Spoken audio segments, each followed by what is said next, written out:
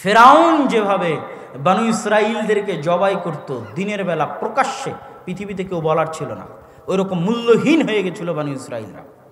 তো আজকের যারা বানু ইসরাইল তাদেরকে ওইভাবেই হত্যা করতেছে আজকের ফেরাউনেরা। কেন? ফিলিস্তিনে কি লুকিয়ে হত্যা করা হচ্ছে ভাই? ফিলিস্তিনে কি গোপনে হত্যা হচ্ছে? সারা পৃথিবীর কোটি কোটি মানুষের সামনে, কোটি কোটি মানুষের সামনে। গতকাল ফিলিস্তিনি একজন তরুণী তার ভিডিও দিয়েছে যে তারা আগে ভিডিও দিত ভাই বোন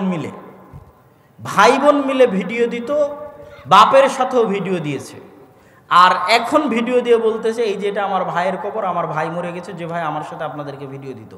এই যে এটা আমার বাপের কবর, আমার বাপ মারা গেছে, যে বাপও আপনাদেরকে ভিডিও দিত। দুনিয়ার মানুষকে সম্বোধন করতেছে যে এই যে দেখেন ফিলিস্তিনের এই অবস্থা, এই যে কারেন্ট নাই, এই যে পানি নাই, এই যে বিদ্যুৎ নাই, এই যে খাবার নাই, এই যে আমাদেরকে হত্যা করা হচ্ছে, এই যে আমার ভাইকে মেরে ফেলে দিল, এই যে আমার বাপকে মেরে ফেলে দিল, এই যে আমার বোনকে মেরে ফেলে দিল। লক্ষ লক্ষ মানুষ দেখতেছে, সারা বিশ্বের মুসলমানেরা দেখতেছে, মুসলিম দেশগুলো দেখতেছে, সারা বিশ্বের কাফের মুশরিকেরা দেখতেছে, ইহুদি খ্রিস্টানেরা দেখতেছে, বিবিসিতে দেখতেছে, আল জাজিরাতে দেখতেছে, কিন্তু কথা বলার কেউ নাই। তাহলে আমরা যদি ওই যুগের বানু ইসরাইল না হইতে, এর চেয়ে বড় উদাহরণ কি নিবেন? সেই যুগের ফেরাউনের কথা আল্লাহ কোরআনে বলছে যে ও জীবিত জবাই করে দিত পুত্র সন্তানকে চোখের সামনে। তারা তো জীবিত আমাদের শিশু বাচ্চাদেরকে হত্যা করতেছে সারা পৃথিবীর চোখের সামনে, কেউ বলার নাই। তাহলে আমরা বানু ইসমাইল কিন্তু হয়ে গেছি বানু ইসরাইল। কেন? আমাদের স্বভাব চরিত্র, চাল চরিত্রের কারণে আল্লাহ বানিয়ে দিয়েছে। মুসলমানদের এই স্বাভাবিক চাল চরিত্র বিকৃত হলো কখন? একই কারণ, সেম কারণ। ঠিক যেভাবে 200-300 বছরের গোলামিতে, 200-300 বছরের ফেরাউনের গোলামিতে বানু ইসরাইলের স্বভাব নষ্ট হয়ে গেছিল, ঠিক তেমনি 200 বছরের কলোনিয়াল সিস্টেমের গোলামিতে আমাদের চরিত্র বিকৃত হয়ে গেছে। ভাই আমরা 200-250 বছর থেকে গোলাম। আপনি মনে করেন না যে আমরা স্বাধীন হয়েছি? যেই দিন থেকে ব্রিটিশরা এই দেশে প্রবেশ করেছে 1757 সালের 23শে জুন, সেই দিন থেকে আজ 2023 পর্যন্ত গোলাম আমরা। তাহলে কতদিনের গোলামি? প্রায় 200 থেকে 250 বছরের গোলামি। তো ওই 1757 23শে জুনে যে মুসলমানেরা এই দেশে বসবাস করত, ওর আত্মমর্যাদা ছিল, ওর আত্মসম্মান ছিল, ওর দাপট ছিল, ওর ক্ষমতা ছিল, ওর সাহস ছিল, আর আমানতদারিতা ছিল, ন্যায়পরায়ণতা ছিল। আর 300 বছরের গোলামে আমাদের স্বভাব এত খারাপ হয়ে গেছে যে হুজুরে হুজুরে মারামারি লেগে যাবে, স্টেজে মারামারি লেগে যাবে। স্টেজে যদি মারামারি লাগিয়ে দেন তো মারামারি লেগে যাবে। এই হচ্ছে আমাদের স্বাভাবিক চরিত্রের বিকৃতি গোলামির কারণে। যে একটা উদাহরণ দিলাম। আর কবি ইকবালের ওই বাক্য তো আছেই যে সবক ফিরসে পড়, আদালত কা, সাদাকত কা, শুজাআত কা। এ মুসলমানেরা, তোমরা নতুন করে সত্যবাদিতা শিখো, যেই সত্যবাদিতা তোমাদের নবীর জন্মগত বৈশিষ্ট্য ছিল। তোমরা নতুন করে ন্যায়পরায়ণতা শিখো, যেই ন্যায়পরায়ণতা তোমাদের নবী হওয়ার আগে জন্মগত ন্যায়পরায়ণ ছিল। তোমরা নতুন করে আমানতদারিতা শিখো, তোমাদের নবী জন্মগত আমানতদার ছিলেন। তোমরা নতুন করে সাহসিকতা শিখো, তোমাদের নবী জন্মগত সাহসী ছিলেন। আর তোমাদের সালাত সিয়াম হজ যাকাত থাকার পরেও তোমরা মিথ্যুক, তোমরা দুর্নীতিবাজ, তোমরা চরম অন্যায়পরায়ণ। এই জন্য আল্লাহ তোমাদেরকে গোলাম বানিয়ে দিয়েছে। তোমরা নতুন করে সত্যবাদিতা আমানতদারিতা শিখো, আল্লাহ তোমাদেরকে পুনরায় দুনিয়ার নেতৃত্ব দিয়ে দিবেন। আপনি যান এই 3টে জিনিস পরীক্ষা করেন। একটা মসজিদ ধরেন, মসজিদ কমিটি ধরেন, মসজিদের ইমাম মুয়াজ্জিন ধরেন, ওই মসজিদে সালাত আছে, সিয়াম আছে, যাকাত আছে, মসজিদের মুসল্লি হজ করে এসেছে, কি নাই? সত্যবাদিতা নাই, আমানতদারিতা নাই, ন্যায় পরায়ণতা নাই। হয় কমিটি ইমামের উপর জুলুম করছে, না হয় ইমাম মুয়াজ্জিনের উপর জুলুম করছে, না হয় কেউ কারো নামে সত্য মিথ্যা কথা বলছে, না হয় কেউ টাকা মেরে নিয়ে আমানতদারিতার খেয়ানত করতেছে। মাদ্রাসায় যান, মাদ্রাসায় গিয়ে মাপেন, সালাত চামচামি আছে, চাটুকারি আছে, দুর্নীতি পরায়ণতা আছে, মিথ্যাবাদিতা আছে, অসাহসিকতা আছে। এদেরকে দিয়ে কোনোদিন পৃথিবী বিজয় হবে না। গোলাম ইবনু গোলাম, দাসের ছেলে দাস, এভাবে গোলামি করে পার হয়ে যাবে। এই চারিত্রিক বিকৃতি গোলামি থেকে এসেছে। আমাদের স্বাভাবিক চরিত্র এরকম ছিল না, গোলামি করতে করতে এই চরিত্র এসেছে। কেন? ব্রিটিশদের আজীবনের রুল ছিল ডিভাইড অ্যান্ড রুলস, ভাগ করো আর শাসন করো। এই ভাগ করো আর শাসন করোতে স্বাভাবিক চারিত্রিক বিকৃতি ঘটেছে। আমাদের যেমন ব্রিটিশরা শাসন করেছে, ঠিক আমাদের হাজার হাজার মাইল দূরের ভাই আফ্রিকার মুসলমানদেরকে কারা শাসন করেছে? এখনো শাসন করছে ফ্রান্স, ইতালি, স্পেন, আজও শাসন করছে। আফ্রিকার মুসলিম দেশগুলো আজও নিজের টাকা নিজের কেন্দ্রীয় ব্যাংকে রাখতে পারবে না, ফ্রান্সের কেন্দ্রীয় ব্যাংকে রাখতে হবে। আজও একটা অস্ত্র কিনতে পারবে না ফ্রান্সের অনুমতি ছাড়া, স্বাধীন দেশ। আজও পররাষ্ট্রনীতি ঠিক করতে পারবে না ফ্রান্সের অনুমতি ছাড়া, গোলাম। এই যে সামারি সারমর্মটা, এটা চোখ দিয়ে বুঝলাম কখন। মদিনায় আমার আফ্রিকার বন্ধুরা ফরাসি ভাষায় কথা বলে, মানে তাদের আরবির পরে সেকেন্ড ল্যাঙ্গুয়েজ হচ্ছে ফরাসি। এটা আমার ব্রেনে ধরতো না। তো ইউরোপ সফর করার পর বুঝলাম, আরে আমরা বাঙালিরা ইংরেজি বলি কেন? আমরা ইংরেজি বলি এই জন্য যে আমরা গোলাম ছিলাম ব্রিটিশের। গোলাম ইবনে গোলাম, দাস ইবনে দাস, আজীবন ব্রিটিশের গোলামি করেছে, এই জন্য আমাদের সেকেন্ড ল্যাঙ্গুয়েজ ইংরেজি। ইংল্যান্ডের সীমানা পার হওয়ার পর ইতালি, স্পেন, ফ্রান্সে, জার্মানিতে ইংরেজির অস্তিত্ব নাই। ইতালির বিমানবন্দরে পর্যন্ত ইংরেজির অস্তিত্ব পাবেন না। ফ্রান্স, স্পেনের বিমানবন্দরে পর্যন্ত এক্সিটটা ইংরেজিতে লেখা নাই। আশ্চর্য হয়ে যাবেন, তাদের ভাষায় লেখা আছে। তখন বুঝলাম, ওহো, ফ্রান্স শাসন করেছিল আফ্রিকার মুসলিম দেশগুলো, এই জন্য আমার মদিনা বিশ্ববিদ্যালয়ের মুসলিম ভাইয়ের সেকেন্ড ল্যাঙ্গুয়েজ ফরাসি। সারা পৃথিবীতে মুসলমানরা এই কলোনিয়াল সিস্টেম, ইউরোপিয়ান ঔপনিবেশিক সিস্টেমের অধীনে 200 বছরের গোলামিতে আছে। এখনো কন্টিনিউয়াসলি 200 থেকে 250 থেকে 300 বছরের গোলামিতে আছে। এই জন্য ফ্রান্সের আইফেল টাওয়ারের পাশে যতগুলো বিড়িখোর আছে, যতগুলো সিগারেট খোর আছে, যতগুলো মদ খোর আছে, যতগুলো জুয়াখোর আছে, আল্লাহর কসম সবগুলো মুসলমান। নিজে চোখে দেখা কথা বলছি, সব মুসলমান। ওদের চরিত্র বিকৃত করেছে গোলামিতে। ওরা সব আফ্রিকান দেশগুলো থেকে আসে ওখানে আড্ডা দিচ্ছে, বিড়ি খাচ্ছে, সিগারেট খাচ্ছে, মদ খাচ্ছে, জুয়া খেলতেছে, ধ্বংস হয়ে গেছে চরিত্র। আজ সারা পৃথিবীতে মুসলমানদের এই গোলামির চিত্র যদি আপনি ছোট্ট একটা দূরবীন দিয়ে দেখতে চান, তাহলে একটা ছোট্ট দূরবীন আপনাদেরকে ধরিয়ে দিয়ে আমাদের বক্তব্যের আজকের দ্বিতীয় অংশে যাব, মসজিদ ভিত্তিক দ্বীন শিক্ষার গুরুত্ব। এই ছোট্ট চিত্র কি? বৈধ উপায়ে যারা ইউরোপ যাচ্ছে তাদের কথা বাদ দিলাম, অবৈধ উপায়ে শুধু বাংলাদেশ নয়, এখনকার একটা কথাও বাংলাদেশ না, সারা বিশ্বের মুসলমানদের কথা বলতেছি। অবৈধ উপায়ে আফ্রিকা থেকে, সিরিয়া থেকে, ইয়েমেন থেকে, বাংলাদেশ থেকে, পাকিস্তান থেকে, আফগানিস্তান থেকে সব মুসলমানেরা জমা হয় লিবিয়াতে। এটা একটা রুট অবৈধ উপায়ে ইউরোপ যাওয়ার। রাতের অন্ধকারে, রাত 12টার সময় এরা নৌকায় চড়বে, বাতাসে ফুলানো নৌকা। এই নৌকায় চড়ার পর এই নৌকা ভূমধ্য সাগরে যখন ছেড়ে দেওয়া হবে, তখন এই নৌকার ভাগ্যে দুটো জিনিস আছে, হয় সাগরে ডুবে মৃত্যু, আর না হলে ইউরোপ এদেরকে ভিক্ষা দিবে যে ভাই থাক, শরণার্থী হিসেবে তোকে খাবারের ব্যবস্থা করে দিলাম, 5 বছর পর তোকে একটা পাসপোর্ট দিব, একটা আইডি কার্ড দিব। এই ভিক্ষা হয় ইউরোপ দিবে, না হয় ডুবে মরবে। এই নৌকাতে যদি 400 জন আরোহী থাকে, আল্লাহর কসম 400 জনই মুসলমান। এই 400 জন মুসলমান হচ্ছে সারা পৃথিবী থেকে জমা হওয়া মুসলমান। এই একটা নৌকা সারা পৃথিবীর মুসলমানদের গোলামির চিত্র পরিষ্কার করে দিবে যে আমরা হচ্ছি আজকের যুগের বানু ইসরাইল। আর ফেরাউনেরা প্রকাশ্যে জবাই করতেছে ফিলিস্তিনে, কিন্তু আমাদের স্বাভাবিক চারিত্রিক বিকৃতির কারণে, ধ্বংস হয়ে যাওয়ার কারণে আমরা মাথা উঁচু করে দাঁড়াতে পারতেছি না। আরও দেখেন মুসলমানদের এই স্বাভাবিক চারিত্রিক বিকৃতি সংঘটিত হয়েছে কিভাবে। আরও দেখেন, এই নৌকায় যদি 400 জন মুসলমান থাকে, তাহলে 400 জন মুসলমান ইউরোপে ঢুকার পর, আমি আবারও বলছি, বাংলাদেশ নয়, সারা পৃথিবীর মুসলমান ইউরোপে ঢোকার পর এদের জব কি, এদের পেশা কি? সারা পৃথিবী থেকে যারা বৈধ উপায়ে ভিসা নিয়েও ইউরোপে গেছে, বাংলাদেশের যুবকেরাও যারা বৈধ উপায়ে স্টুডেন্ট ভিসা নিয়ে ইউরোপে গেছে, আরও সারা বিশ্ব থেকে মুসলমানেরা গেছে, এদের চাকরি কি? এদের চাকরি হচ্ছে হয় গাড়ির ড্রাইভার, না হয় ফুড ভান্ডার, হোম ডেলিভারি, না হলে কেয়ার হোমের জব, আর না হলে কোনো সুপার শপের দোকানদার। এই হচ্ছে এদের চাকরি। আপনি পার্সেন্টেজ করবেন ইউরোপে বসবাসরত মুসলমানদের, যে ইউরোপ এবং আমেরিকায় বসবাসরত মুসলমানেরা কতজন বিশ্ববিদ্যালয়ের শিক্ষক, কতজন ওই দেশের মেডিকেলের ডক্টর, কতজন বিজ্ঞান ইনস্টিটিউটের একজন বিজ্ঞানী গবেষক, আর একটা ইহুদি পল্লীতে গিয়ে পরিসংখ্যান করবেন, জরিপ করবেন যে কতজন ইহুদি ড্রাইভার, আর কতজন ইহুদি ফুড পান্ডার হোম ডেলিভারি, আর কতজন ইহুদি কেয়ার হোমের জব করে, আর কতজন সমাজের সর্বোচ্চ লেভেলে জব করে। এটা হচ্ছে মুসলমানদের লেভেল। 100 জনে 90 জন সমাজের তৃতীয় শ্রেণীর নাগরিক, সমাজের তৃতীয় শ্রেণীর জব করে। কেন? এরা সবাই নিজ নিজ দেশ থেকে চরম মূর্খ, চরম অসভ্য, চরম অশিক্ষিত হয়ে সেখানে গেছে। আর আমাদের সরকারের প্রয়োজনও নাই আমাদেরকে এবং আপনাকে শিক্ষিত করা। কেন প্রয়োজন নাই? শিক্ষিত মানুষের আত্মমর্যাদা থাকে, আত্মসম্মান থাকে।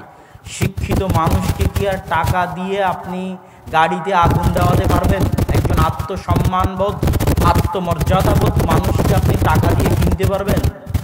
কোটি টাকা দিয়েও কিনতে পারবেন না, কিন্তু গোলামকে কিনতে পারবেন, দাসকে কিনতে পারবেন। আমরা যে এখনো গোলামিতে আছি, দাসত্বের মধ্যে আছি, তার প্রমাণ হচ্ছে আমাদের যুবকদেরকে 500 টাকা দিলে আর একজন মানুষকে মেরে দিবে, আর একজনের গাড়িতে আগুন দিয়ে দিবে।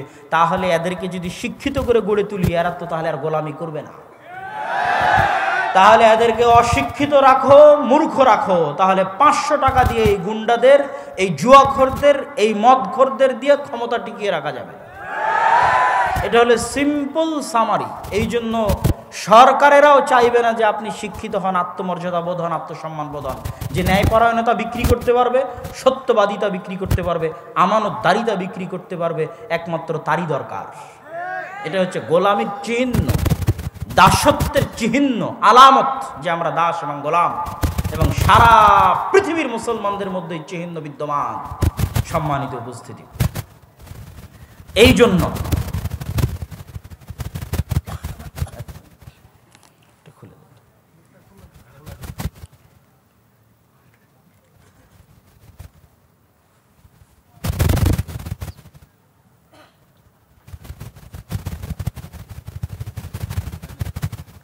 তো সারা বিশ্বের সমগ্র পৃথিবীর মুসলমানেরা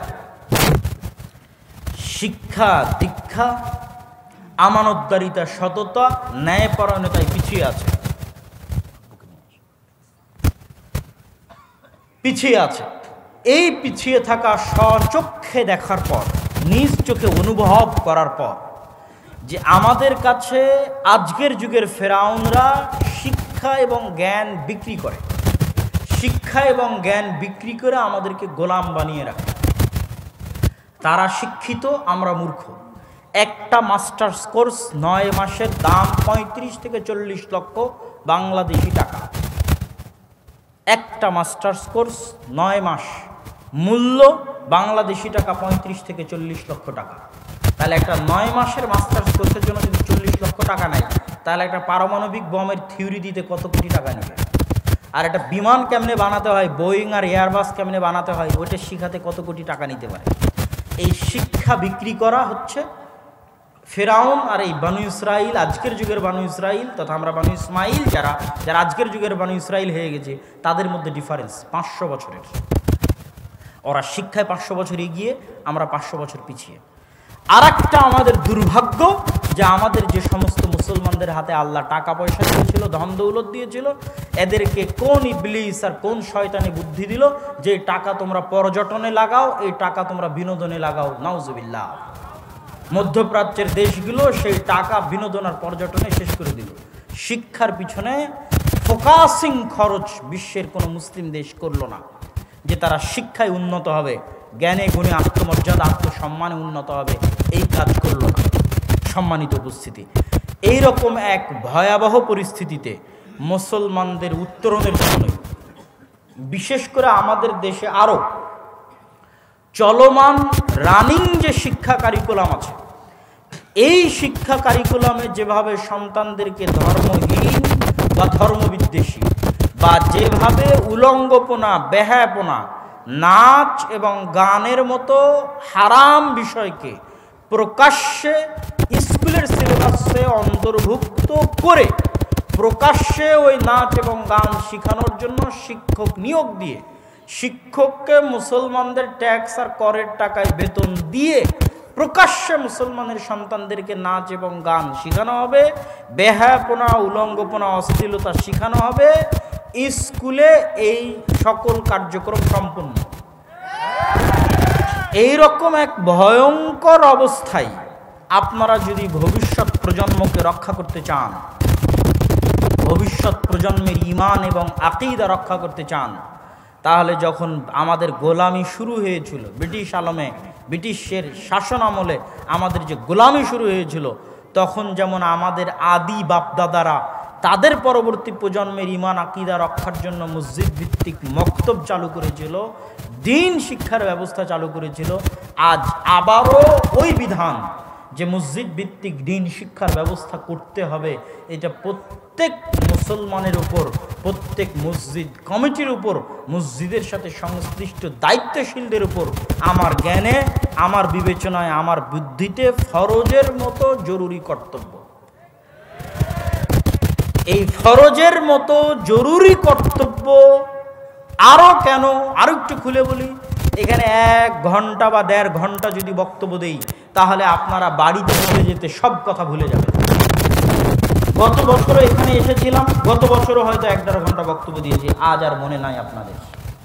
তার আগের বছর যদি এসে থাকি 1.5 ঘন্টা বক্তব্য দিয়েছি, ভুলে গেছি, মনে নাই। কিন্তু আপনারা ছোটবেলায় যে বক্তব্যে 2-1টা দোয়া শিখেছেন, যে 2-1টা কোরআনের আয়াত শিখেছেন, আমল আকীদা শিখেছেন, ওটা এখনও মনে আছে। মরাপন তো অতটুকুই কাজে লাগে, সারা জীবনে আর সেভাবে শিখাও হয়। আজকে যদি ওই মক্তব ব্যবস্থা উঠে যায় বা গেছে, থাকলে সেভাবে শক্তিশালী সচেতন অবস্থার উপর নাই, মজবুত অবস্থার উপর নাই, যেভাবে উঠে যাচ্ছে এবং উঠে গেছে, যেভাবে এলাকায় গ্রামে গ্রামে ব্রাক থেকে শুরু করে, প্রাথমিক বিদ্যালয় থেকে শুরু করে, কিন্ডারগার্টেন স্কুল থেকে শুরু করে, ইংলিশ মিডিয়াম স্কুল থেকে শুরু করে, খ্রিস্টান মিশনারিদের স্কুল থেকে শুরু করে ছড়িয়ে পড়ছে, সেটার সাথে আমরা যেভাবে শিক্ষা বিমুখ জাতি, শিক্ষা বিমুখ, আমাদের কাছে উন্নতি কি?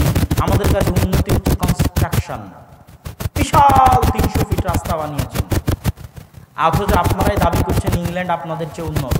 ইংল্যান্ডে যান দেখি, এত বড় রাস্তা আছে কিনা ইংল্যান্ডে, যে দেখেন যে আছে কিনা ইংল্যান্ডে এত বড় রাস্তা, আপনাদের এলাকার মতো সরু রাস্তা। তার মানে আমি বলছি না যে রাস্তা তৈরি করা উন্নতি নয়। আপনি মনে করছেন বিশাল দুবাই বুর্জ খলিফা বানিয়ে বুর্জ খলিফার মতো, আর বুর্জ খলিফা আমেরিকা ইউরোপে আছে কিনা দেখেন। তার মানে আমি বোঝাতে চাচ্ছি যে ওরা যদি পৃথিবীর আজকে সবচেয়ে উন্নত জাতি হয়ে থাকে, আর বিল্ডিং বানানো যদি উন্নতি হয়, তো সবচেয়ে উন্নত উঁচু বিল্ডিং ওদের এলাকায় থাকবে, স্বাভাবিক। রাস্তা বানানো যদি উন্নত হয়, তাহলে সবচেয়ে প্রশস্ত রাস্তা ওদের এলাকায় থাকবে। সেটা ওদের এলাকায় নেই, মুসলমানদের এলাকায় আছে, কিন্তু মুসলমানেরাই গোলাম। তাহলে ওরা কি দিয়ে পৃথিবী চালাচ্ছে ভাই? ওদের কাছে আছে অক্সফোর্ড, ক্যামব্রিজ, হার্ভার্ড, যা আপনার কাছে নাই। তাহলে মুসলমানেরা যদি উন্নত হতে চায়, তো ওখানে কাজে লাগাতে হবে। ওই একই রোগ, একই অসুস্থতা মুসলমানদের আপনাদের রুট লেভেলে, স্বাভাবিক রুট লেভেলে। মসজিদ উন্নত কেন? মসজিদে টাইলস আছে, মসজিদে এসি আছে। তো মসজিদ স্বর্ণ দিয়ে বানিয়ে দেন, এলাকার শব্দ জুয়াখোর মদ করে ভরে গেছে। তো স্বর্ণ দিয়ে মসজিদ বানিয়ে কি করবে, যেখানে আশেপাশের সব মদখোর, জুয়াখোর, ফ্রি ফায়ার, পাবজি, এগুলোতে যুবক সমাজ ডুবে গেছে। ওই এলাকার মসজিদ স্বর্ণ দিয়ে বানিয়ে কি করবে? এই জন্য আমি এখন পর্যন্ত 130-এর অধিক মসজিদ সফর করে, ফি সাবিলিল্লাহ, আল্লাহর সন্তুষ্টির জন্য 130-এর অধিক মসজিদ সফর করে শক্তভাবে মসজিদ কমিটিদেরকে বলা আছে যে এই মসজিদের টাইলস বিক্রি করে মসজিদে মক্তব চালু করেন, মসজিদের এসি বিক্রি করে মসজিদে মক্তব চালু করেন। এরকম অসংখ্য মসজিদে গেছি যেখানে মসজিদে এসি আছে, টাইলস আছে, কিন্তু মসজিদে মক্তব নাই। কোথাও মক্তব আছে বেহাল দশা, খোঁজ নেওয়ার কেউ নাই, দেখার কেউ নাই। কোথাও মক্তব আছে, কেউ একটু খোঁজ নিলে সবাই তাদের সন্তানদেরকে পাঠায় না, 5 জন, 10 জন, 40 জন, 50 জন, ভয়ঙ্কর করুণ অবস্থা। তাহলে আমাদের দৃষ্টিতে উন্নতি কি? আমাদের দৃষ্টিতে উন্নতি, টাইলস মানে উন্নতি, এসি মানে উন্নতি। এই জন্য আমরা গোলাম। আমরা যদি আজকে এই মসজিদের দায়িত্ব কোনো 5 জন ইউরোপিয়ানকে দিয়ে দিই, তাহলে ওরা যদি এসে দেখে মসজিদ ফান্ডে 10 টাকা আছে, তাহলে 10 টাকার 5 টাকা আগে শিক্ষার জন্য ব্যয় করবে। এই জন্য ওরা পৃথিবীর শাসক। 10 টাকার 5 টাকা আগে জ্ঞানের উন্নতির জন্য ব্যয় করবে। এই জন্য ওরা পৃথিবীর শাসক। আর আমরা এই জন্য গোলাম, আমরা এই জন্য দাস, যে আমাদের কাছে এই শিক্ষায় জ্ঞানের কোনো মূল্য নাই। এই 1 ঘন্টার আলোচনা আপনারা সবাই ভুলে যাবেন, কিন্তু ওই মসজিদে যদি একটা শক্তিশালী মক্তব পরিচালিত হয়, যেই মক্তবের মাধ্যমে মৌলিকভাবে কোরআন শিখবে, মৌলিকভাবে দ্বীন শিখবে, তাহলে সেই মৌলিক দ্বীন শিক্ষা, মৌলিক কোরআন শিক্ষা স্থায়ী হবে, স্থায়ী। ওই বাচ্চা আর কোনোদিন ভুলবে না। তারপরে আর এক দল আসবে, আর এক দল আসবে, আর এক দল আসবে। সবচেয়ে বড় সাদাকায়ে জারিয়া হিসেবে আপনার জীবনে থেকে যাবে মসজিদ ভিত্তিক দ্বীন শিক্ষার এই কার্যক্রম। আর দাওয়া ইলাল্লাহের পক্ষ থেকে আমরা সারা দেশে এখন পর্যন্ত ৩০০টি মক্তব উদ্বোধন করেছি। মক্তব পরিচালনার জন্য সিলেবাস প্রণয়ন করা হয়েছে। উসমানী কায়দা এবং আদর্শ শিক্ষা, এই দুটো হচ্ছে আমাদের সিলেবাসের বই। আজকেও খোঁজ নিলে পেতে পারেন। এই বইয়ের উপর শিক্ষকদের ট্রেনিংয়ের ব্যবস্থা করা হয়েছে।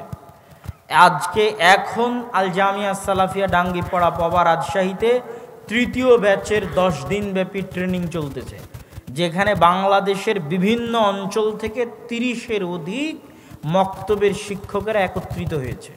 ২য় ব্যাচে ৭০ জন মক্তবের শিক্ষক ট্রেনিং নিয়েছে। প্রথম ব্যাচে ৪০ জন মক্তবের শিক্ষক ট্রেনিং নিয়েছে। আর এখন ৩য় ব্যাচের ট্রেনিং চলতেছে জামিয়া সালাফিয়া ডাঙ্গিপাড়া পবা রাজশাহীতে। এখন আজকেও ট্রেনিং নিচ্ছে। এই যে ৪০ জন, ৭০ জন, ৩০ জন, এদের সকলের যাতায়াত খরচ ফ্রি। আল জামিয়া সালাফিয়া বহন করবে, আর দাওয়া ইলাল্লাহ বহন করবে, করেছে। প্রথম ব্যাচে যারা এসেছে তাদেরকে যাতায়াত খরচ দেওয়া হয়েছে। ২য় ব্যাচে যারা এসেছে তাদেরকে যাতায়াত খরচ দেওয়া হয়েছে। ৩য় ব্যাচে যারা আসবে তাদেরকেও যাতায়াত খরচ দেওয়া হবে। এদের থাকা এবং খাওয়া ফ্রি, আর দাওয়া ইলাল্লাহ বহন করবে। এদের প্রত্যেকের হাতে একটা করে মক্তবের জন্য ৫টা থেকে 10টা করে কপি বই ওই মক্তবের ছাত্রদের জন্য ফ্রি দেওয়া হয়েছে। যতজন শিক্ষক এখানে ট্রেনিং নিতে এসেছে তার মক্তবের জন্য ৫ থেকে 10 কপি করে বই আমাদের সাধ্য অনুযায়ী ফ্রি দেওয়া হয়েছে। তা এবং আমার পক্ষ থেকে ঘোষণা আছে, সমগ্র জাতির উদ্দেশ্যে ওপেন মাঠে ঘোষণা আছে যে আমি আব্দুল্লাহ বিন আব্দুর রাজ্জাক, আমাকে জালসার জন্য দাওয়াত দিয়ে আপনি ক্রয় করতে পারবেন না। যদি বলেন যে আপনাকে ৫০,০০০ দিব, ১ লাখ দিব, কিনতে পারবেন না, আমার প্রয়োজন নাই। কিন্তু আপনি বলেন যে আপনার এলাকার মসজিদে মক্তব চালু করবেন, আমার যাওয়ার দরকার আছে ওখানে, আমি ফি সাবিলিল্লাহ আপনার ওখানে যাব। এখন পর্যন্ত ১৪০-এর কাছাকাছি মসজিদে গেছি, এখানেও এসেছি। দায়িত্বশীলেরা বলুক যেই দিন এসেছি সেই দিন তারা কোনো হাদিয়া আমাকে দিতে পেরেছে কিনা। এই ১৪০টা মসজিদের দায়িত্বশীলেরা বলুক যে আব্দুল্লাহ বিন আব্দুর রাজ্জাক তাদের এলাকায় গেছিল, তারা হাদিয়া দিতে পেরেছে কিনা।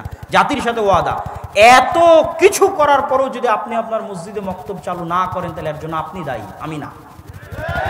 আপনি যদি আপনার মসজিদের মক্তব আর দাওয়া ইলাল্লাহর অধীনে দিয়ে আপনার শিক্ষককে ট্রেনিং দিয়ে শক্তিশালী না করেন, এত সুযোগ সুবিধা দেওয়ার পরও, এত চেষ্টা এবং পরিশ্রমের পরও, তাহলে কিয়ামতের মাঠে আপনি জবাবদিহি করবেন আল্লাহর সামনে, আমি না।